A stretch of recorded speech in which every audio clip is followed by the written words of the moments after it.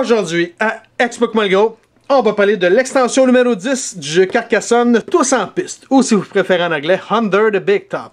C'est un Klaus Jorgenrud. Oui, je le sais, j'ai sûrement massacré son nom.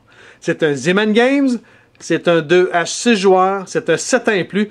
Une partie dure environ 40 minutes et notre édition date de 2017. Donc, premièrement, qui dit extension du jeu de base, si vous n'avez pas le jeu de base, cancellez le projet, vous ne pouvez pas jouer seulement qu'avec l'extension. Vous devez absolument avoir le jeu de base. Même chose, si vous ne connaissez pas les règles du jeu standard, les jeux de base Carcassonne, eh bien, commencez par aller voir la capsule, l'explication des règles, et ensuite revenez à celle-ci, parce que sinon vous allez vraiment être perdu, puisqu'on va seulement expliquer les changements dus à l'extension numéro 10 du jeu. Donc, premièrement, quel est le thème général? C'est simple, le cirque débarque à Carcassonne. Condition de victoire ne change pas, c'est le joueur avec le plus de points en fin de partie qui gagne la partie. Maintenant, qu'est-ce que l'extension contient? On va avoir des tuiles cirque comme ceci. On a des tuiles artistes comme celle-là. On a des directeurs de cirque. On a un chapiteau. Et finalement, on a des petits jetons avec des animaux sauvages comme ceux-ci. Donc, première chose à faire, vous allez prendre les tuiles, vous allez les mélanger avec le jeu de base. Mélangez ça bien comme il faut. Ensuite, tout ce qui est petits pions avec les animaux sauvages, mettez-les face cachée et mettez-les à côté du jeu. Ensuite, chaque joueur va recevoir un directeur de cirque. Et ensuite, vous allez pouvoir commencer la partie. Vous allez commencer la partie comme une partie standard. Il n'y a pas de différence à ce niveau-là. Maintenant, je vais vous faire un petit terrain de jeu pour pouvoir vraiment vous expliquer les différentes facettes de l'extension. Au total, il y a 3 facettes différentes. Donc, on va avoir les tuiles cirque, comme je disais tantôt, les fameuses tuiles artistes, et je vais vous expliquer à quoi servent les directeurs de cirque par la suite. Donc, admettons qu'on est amanché comme ça. Donc, ça, c'est notre terrain de jeu. Donc, on a commencé la partie, et c'est ce que ça a donné. Je vais vous mettre quelques bonhommes pour vraiment expliquer ce qu'il y en est. Mettons qu'on est amanché comme ça. Donc, durant la partie, lorsqu'il va y avoir une tuile cirque comme celle-ci qui arrive en jeu, première chose, on va la placer comme une tuile standard. Donc, je décide de mettre la tuile ici. Ensuite, je vais décider qu'est-ce que je vais faire avec. Est-ce que je vais mettre un meeple dessus ou non? Je pourrais décider de mettre mon bonhomme sur la route si je veux, ou sur la ville, ou sur le pré, comme je veux. Une fois que c'est fait, puisque c'est la première tuile cirque, eh bien, on va prendre un petit jeton comme ceci, face cachée, qu'on va mettre sur l'emplacement du cirque, et je vais mettre le chapiteau par-dessus. C'est tout ce que je peux faire, puisque c'est la première tuile qui arrive de cirque. Ensuite, on continue le tour normal, jusqu'à temps qu'une deuxième tuile cirque arrive. Lorsqu'une deuxième tuile va arriver, mettons que c'est celle-ci, et qu'on la met ici, bien le joueur va jouer comme d'habitude. Donc, il décide, admettons, de mettre un bonhomme sur la petite route qu'il y a ici. Ensuite, on va calculer les points des zones qui sont fermées. Donc, ma zone ici, jaune, vient de terminer sa route. Donc, jaune va faire 3 points, comme d'habitude. Et une fois que ça c'est fait, c'est là qu'on va pouvoir scorer le chapiteau. De quelle façon qu'on va faire? C'est premièrement, on va l'enlever. On va ouvrir. On va regarder quel est l'animal qui se cache dessous. Comme ici, on a un ours qui vaut 5 points. Et ensuite, on va regarder tous les meeples qui sont adjacents à ce cirque-là va rapporter des points. Donc, premièrement, ici, on a jaune qui est directement sur la même tuile et on a bleu qui est une tuile adjacente, un peu comme les abbayes. Donc, ce maple bleu-là et ce jaune-là vont se mériter 5 points chaque. Admettons que j'aurais eu ici mon jaune, si on n'aurait pas compté comme tantôt, eh bien, j'aurais eu 5 points supplémentaires. Mais comme on a fait le décompte avant, je ne l'ai pas. Mais si j'aurais eu ici, j'aurais eu un 5 points supplémentaire puisque j'aurais eu 2 maples adjacents à mon cirque. Une fois que c'est fait, celui qui est ouvert, on le garoche, on s'en fout, c'est fini pour la partie. On en prend un nouveau qu'on ne regarde pas et on le met sur le nouveau cirque. C'est aussi simple que ça. Donc on va faire la même mécanique jusqu'à temps que une nouvelle tuile cirque arrive. Lorsqu'il va y avoir une nouvelle tuile cirque qui va arriver, et on va faire la même chose. On va la poser, le joueur va décider s'il veut mettre de quoi ou non. Et ensuite, on va scorer celle-là ici. Donc, admettons qu'on regarde qu'est-ce qu'il y a dessus. C'est un notary de 4 points.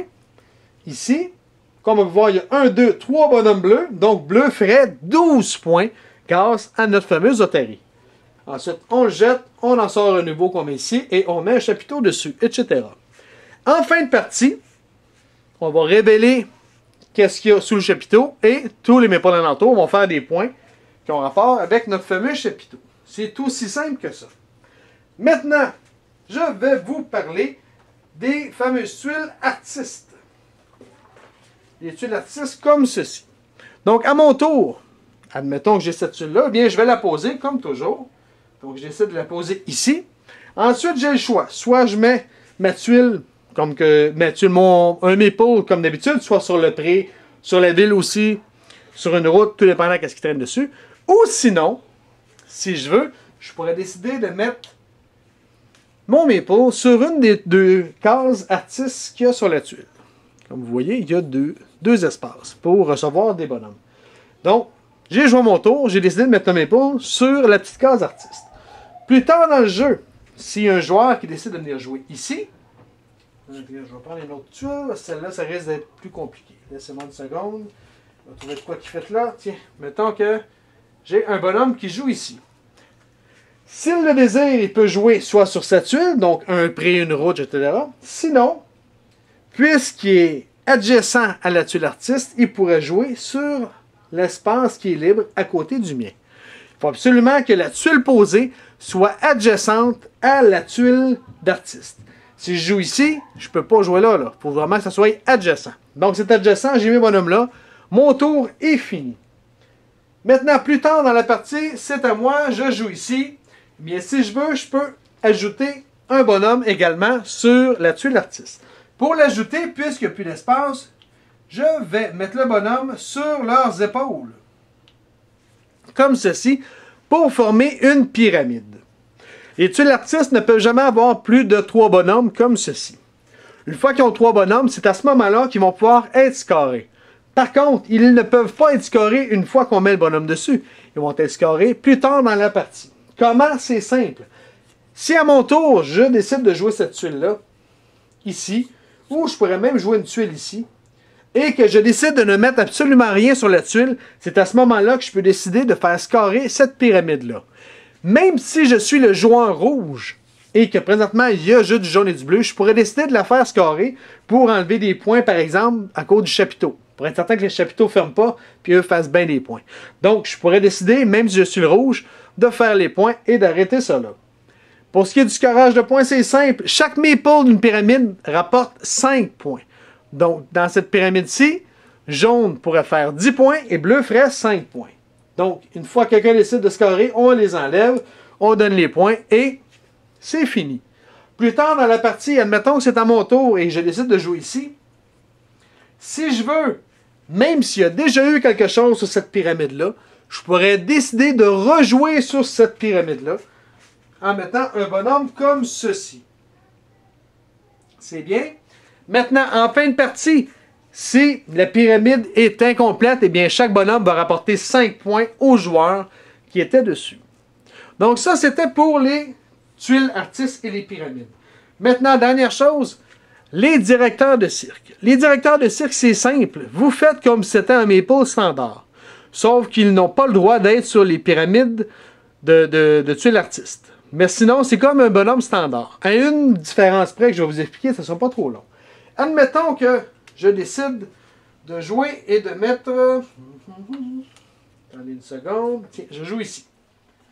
Mettons que je joue ici, comme ceci, et que je mets mon directeur de cirque comme ça. Et que plus tard, dans la partie, je réussis à fermer ma route. Une seconde. Comme ceci. Je ferme ma route comme ceci. Eh bien, je vais considérer que mon directeur de cirque est comme un maple standard. Donc, il va faire 1, 2, 3, 4, 5 points pour la route. Donc, il va faire 5 points. Mais il va faire un bonus de 2 points supplémentaires par tuile de cirque ou artiste qui est alentour de mon maple. Comme ici, on a une tuile artiste. Donc, non seulement je vais faire 5, mais je vais faire un bonus de 2 points puisqu'il y a une tuile artiste qui est juste là. Si admettons que ça serait, je sais pas moi, ça marche pas, j'essaie de voir s'il y a d'autres exemples. Ah, j'en ai pas, mais peu importe. Donc, on va faire 5 points plus un bonus de 2. admettons que mon artiste est dans cette ville-ci et que j'ai réussi à terminer cette fameuse ville-là, comme ceci. Admettons qu'on est amanché comme ça. Ben, si on regarde la ville présentement, bleu a une supériorité numérique qui est quand même assez grande. Donc on calcule les points de bleu, donc les points de la ville. Il ferait 1, 2, 3, 4, 5, 6, 7, 8, 9, 10. 5, 6, 7, 8, ouais, il ferait 10 points, donc il ferait 20 points. Bleu ferait 20 points. Mais mon petit bonhomme ici, il ferait quand même des points grâce aux tuiles artistes et aux tuiles cirque alentour. Même s'il n'a pas fait de points avec la ville, eh bien, il ferait au moins 2 points grâce à la tuile cirque qui est ici. C'est bien. En fin de partie, c'est la même chose.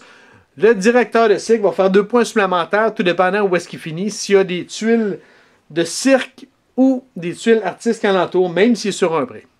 C'est bien? Donc, si vous avez des questions dans les commentaires, vous pouvez nous écrire à Explique-moi le gros, soit sur Facebook ou soit sur YouTube. Sur ce, bonne game!